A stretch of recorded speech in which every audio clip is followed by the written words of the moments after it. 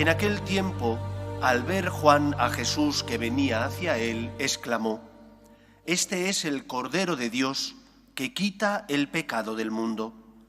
Este es aquel de quien yo dije: tras de mí viene un hombre que está por delante de mí, porque existía antes que yo. Yo no lo conocía, pero he salido a bautizar con agua para que sea manifestado a Israel». Y Juan dio testimonio diciendo: «He contemplado al Espíritu que bajaba del cielo como una paloma y se posó sobre él.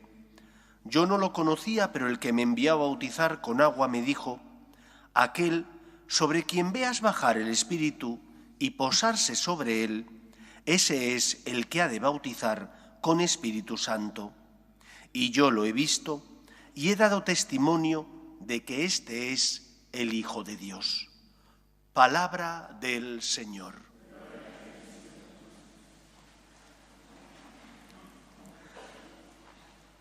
Dicen que la primera encíclica que escribe un papa es, por así decir, como su programa de gobierno.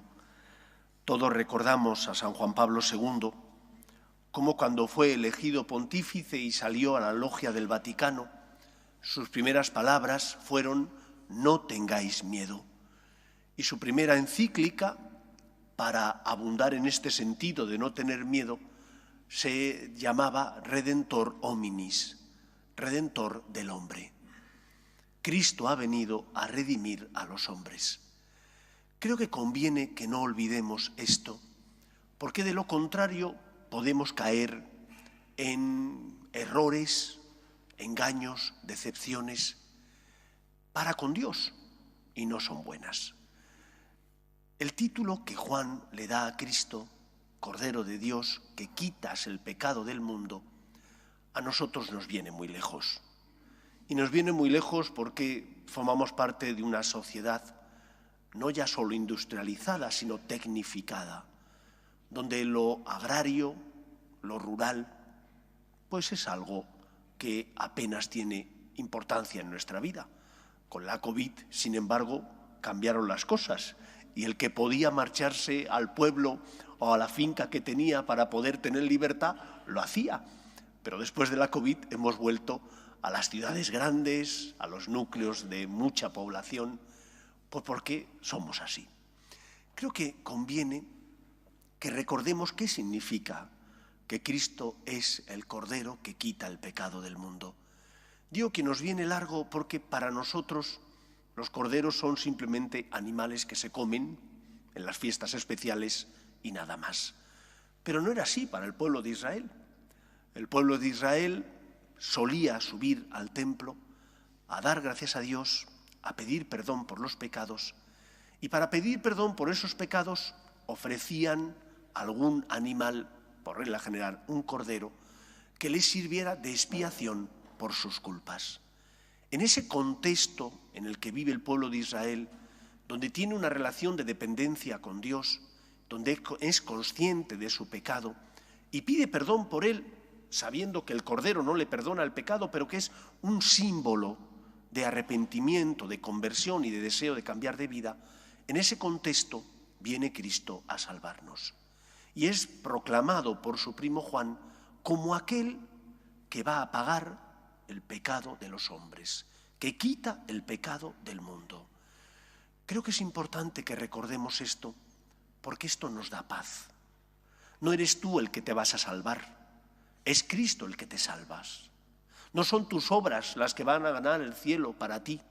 Tus obras son expresión de que quieres acoger el regalo de la salvación, pero es Dios el que te salva. Es Cristo el que ha condonado, ha pagado la deuda contraída por nuestro pecado.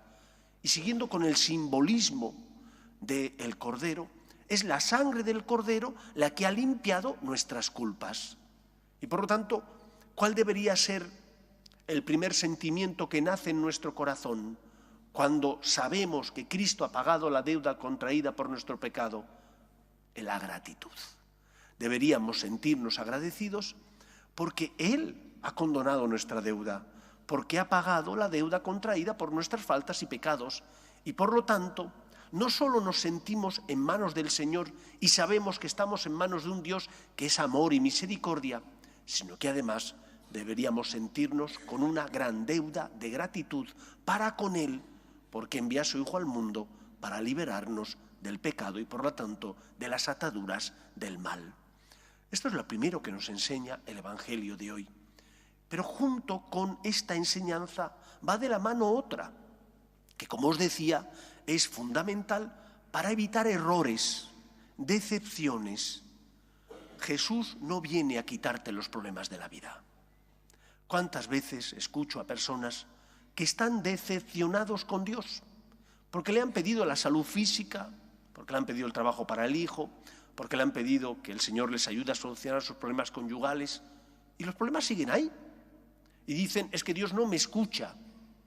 Primero, Dios sí te escucha. Otra cosa es que Dios, que es más grande que tú, que ve mucho más allá de lo que tú ves, que te quiere mucho más de lo que tú puedes llegar a comprender, su Hijo es prueba de lo que te ama. Otra cosa es que Dios no te dé eso porque a lo mejor Él cree que no te conviene. Quizás pasan los años, echas la vista atrás y te das cuenta de qué razón tenía el Señor, porque a lo mejor no te concedió eso para que fueras más humilde o para que fueras más generoso con los demás. Pero no, en lugar de aceptar a Dios como es, queremos que Dios sea nuestro siervo. No es verdad. Dios no es tu siervo. Otra cosa es que Él se haga el cordero que quita el pecado para liberarte del mal. Pero no es tu siervo. No puede ser como Aladino que frota la lámpara y quiere que salga el genio y le dé 3 deseos, o 20 deseos, o 1000 deseos. Y si no, me enfrento con Dios. No es justo.